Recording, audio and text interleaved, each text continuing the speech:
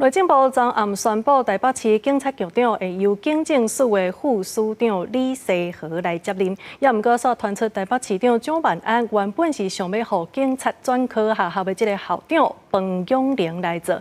针对这项人事的调动，内政部长刘世芳是回应讲，希望大家会当互相尊重。两位警官都是国家长期栽培的警官，也都非常优秀。那目前台北市也是首都圈，我们认为最大的任务需求在于打诈还有反毒哈，这些呢都是比较需要有刑事经验比较多，所以我把这样子的意见跟建议有传达给蒋市长知道。那我们之间的这个沟通与否我想就互相尊重。这项人事的调动，互人讲作是中央咧压制地方。